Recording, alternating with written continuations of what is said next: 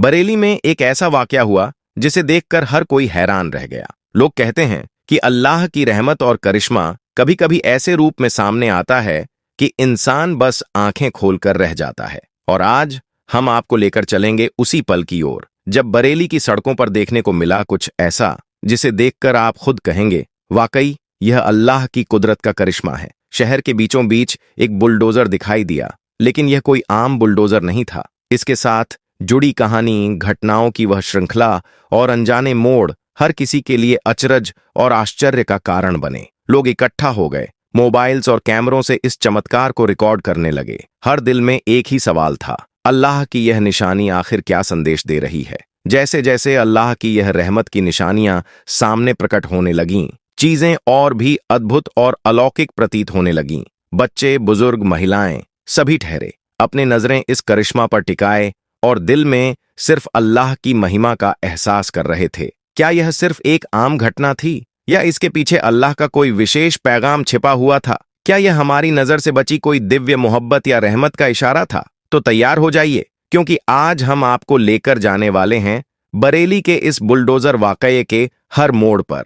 दोस्तों, उत्तर प्रदेश के मुख्तार योगी आदित्यनाथ पर मुसलमानों के घरों पर बुलडोजर चलाने के लिए जाना जाता है। हाल ही में आई लव मोहम्मद सल्लल्लाहु अलैहि वसल्लम के मुद्दे पर बरेली शरीफ में कई मुसलमानों के मकान निशाने पर आए। 4 सितंबर 2025 को कानपुर में एक नौजवान ने जुलूस में मोहब्बत रसूल का इजहार किया, मगर पुलिस ने सुलह की बजाय गिरफ्तारियां शुरू कर दीं। मामला पूरे देश में फैल गया। 26 सितंबर 2025 जुम्मे के दिन बरेली शरीफ में हिंसा भड़क उठी। कई झगमी, कई घर तबाह और पुलिस ने लाठीचार्ज आंसू गैस का इस्तेमाल किया। मीडिया रिपोर्ट्स के मुताबिक इस पूरे वाकये में मौलाना तौकीर राजा का नाम जुड़ा, लेकिन हकीकत यह है कि यह सिर्फ नाराबाजी नहीं बल्कि मोहब्बत रसूल सल्लल्लाहु अलैहि वसल्लम का जज्बा था, जिसने देश भर के दिलों को झकझोर दिया। दोस्तों, हालात तब नाजुक हो गए जब मस्जिदों और इस्लामिया मंचों के इर्द गिर्द विरोधी गिरोह जमा हो गए।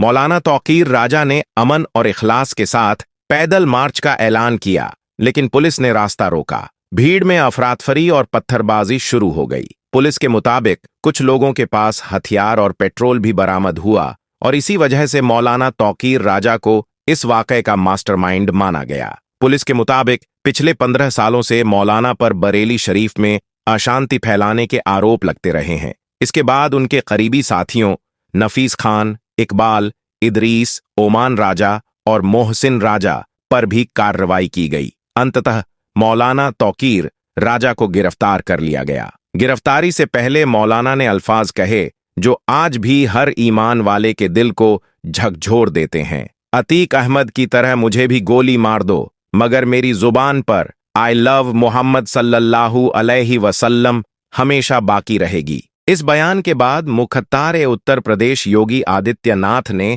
सख्त बयान जारी किया। उन्होंने कहा, मौलाना तौकीर राजा भूल गया कि अब इख्तियार किसके हाथ में है। कुछ लोगों को सलामती और अमन पसंद नहीं। हर त्योहार और जुलूस के मौके पर इनकी गजब फितना बढ़ जाती है, इसलिए उन पर सख्त कार्रवाई लाजिमी है। इसके बाद योगी आदित्यनाथ ने बुलडोजर कार्रवाई का हुक्म जारी किया। करीब 90 मुसलमानों को गिरफ्तार किया गया, जिनमें मौलाना तौकीर राजा, नफीस खान, उनका बेटा इकबाल और इदरीस शामिल थे। गिरफ्तारी के दौरान इकबाल और इदरीस मुठभेड़ में घायल हो गए। इसी के साथ शुरू हुआ बुलडोजर का सिलसिला। सबसे पहले नफीस खान का शादी हॉल गिरा दिया गया, यह कहकर कि वह वक्फ की जमीन पर तामीर किया गया था। फिर मौलाना तौकीर राजा के करीबी लोगों के गोदाम, e rickshaw center, hotel Clark City और फरहत का मकान भी सील कर दिए गए। कई मुसलमानों के घरों पर बुलडोजर चलाया गया, जिनमें ओमान राजा का घर भी शामिल था। कुल मिलाकर करीब 250 करोड़ रुपए की जायदाद जब्त या ध्वस्त कर दी गई। बरेली शरीफ की गलियों में खामोशी, डर और उदासी का माहौल कायम हो गया। लेकिन दोस्तों, इसी बीच अल्लाह की रहमत का करिश्मा हयात सामने आया। कहा जाता है कि यूपी पुलिस बुलडोजर लेकर एक नेक मुसलमान के घर पहुंची। उस बंदे के पास जिसने अपनी जिंदगी नबी सल्लल्लाहु अलैहि वसल्लम की सुन्नत और अल्लाह की राह में गुजारी थी। जैसे ही बुलडोजर चलने वाला था, अचानक ऐसा चमत्कार हुआ कि हर कोई हक्का बक्का रह गया। मशीन अचानक रुक गई और पुलिस वाले भी इस रहस्यमय घटना को देखकर स्तब्ध रह गए। ऐसा लगा मानो अल्लाह पाक ने अपने हाथ से यह बंदा और उसकी जायदाद सुरक्षित कर दी हो। इस चमत्कार ने साबित कर दिया कि जब किसी का इरादा नेक और अल्लाह की राह में होता है तो कोई ताकत उसे नुकसान नहीं पहुंचा सकती। यह वाकया न केवल बरेली शरीफ के लिए बल्कि पूरे मुसलमानों के दिलों के लिए एक सीख और ताकत का संदेश बन गया। अल्लाह की कुदरत और रहमत ए रब्बानी का यह करिश्मा हर ईमान वाले के दिल में विश्वास और उमंग भर गया। यह वाकया हमें याद दिलाता है कि जब कोई बंदा सच्चे ईमान और रूहानी इखलास के साथ अल्लाह पर भरोसा रखता है तो रब्बुल आलमीन हर मुश्किल को आसान कर देता है। अभी कुछ ही दिन पहले की बात है, बरेली शरीफ के एक सुकून भरे मोहल्ले में एक बुजुर्ग शख्स रहते थे जिनका नाम शेख अब्दुल्लाह था। मोहल्ले के लोग उन्हें मोहब्बत और आदर से शेख बाबा कहकर पुकारते थे। वह सालिक ए इखलास और रूहानी तबीयत के साथ नेकी और रहमत के अलमबरदार थे। हर रोज 5 वक्त की नमाज अदा करते और अपने आसपास के मुसलमान भाइयों की मदद को अपना फर्ज समझते। उनका घर भले ही छोटा था मगर उसमें बरकत ए रहमत और सुकून ए ईमान की गूंज बसती थी। हर साल हज शरीफ के मौके पर शेख अब्दुल्लाह गरीबों को खाना खिलाते, महफिल ए जिक्र सजाते और पूरे मोहल्ले में इखलास, अमन और रूहानी माहौल कायम करते। मगर एक दिन अचानक मोहल्ले में खबर फैल गई कि सरकारी तामीरात के तहत कुछ घर नई सड़क बनाने के लिए गिराए जाने वाले हैं। लोगों के दिलों में खौफ उतर गया और जल्द ही यह पता चला कि शेख अब्दुल्लाह का घर भी उसी फहरिस्त में शामिल है। सुबह सुबह बुलडोजर की गरजती आवाज के साथ अफसर और पुलिस वाले उनके घर के सामने खड़े हो गए। मोहल्ले के लोग सन्न रह गए, लेकिन शेख अब्दुल्लाह के चेहरे पर जरा भी डर नहीं था। बस सब्र, तवक्कुल और अल्लाह की रहमत पर भरोसे की झलक दिखाई दे रही थी। उन्होंने नरमी और शांति से कहा, साहब, यह घर मेरी मेहनत का और अल्लाह पाक की नेमत का नतीजा है, इसे मत गिराइए।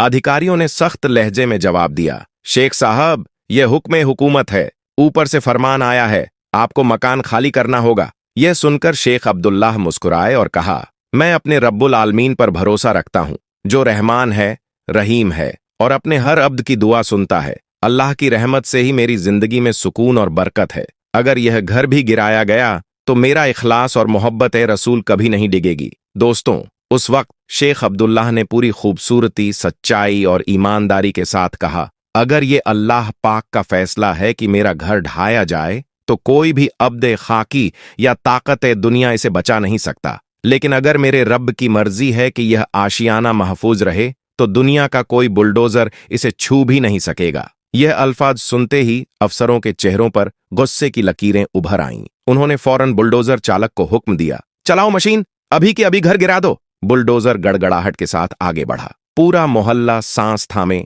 तवक्कुल, इखलास और अल्लाह पर भरोसे के साथ यह मंजर देख रहा था। उधर शेख अब्दुल्लाह अपने आंगन में खड़े होकर दोनों हाथ उठाए और खामोशी में दुआ करने लगे, या अल्लाह, तू रहमान है, तू रहीम है। अगर तेरी मर्जी में है तो मेरे इस छोटे से आशियाने की हिफाजत फरमा। तू ही सबका मालिक है और तेरी रहमत पर कोई शक नहीं कर सकता। और फिर वही हुआ जिसे देखकर मोहल्ले के हर इंसान का दिल दहल उठा, कुदरत ए इलाही का करिश्मा। जैसे ही बुलडोजर दीवार के करीब पहुंचा, उसका इंजन अचानक बंद हो गया। चालक ने बार बार कोशिश की मगर मशीन जैसे जिंदा हो उठी हो, उसने कोई जवाब नहीं दिया। इतने में आसमां पर गहरे स्याह बादल छा गए, तेज हवाएं चलने लगीं और देखते ही देखते बरकत की बारिश शुरू हो गई। जमीन की मिट्टी कीचड़ में बदल गई और बुलडोजर वहीं धंसकर रुक गया।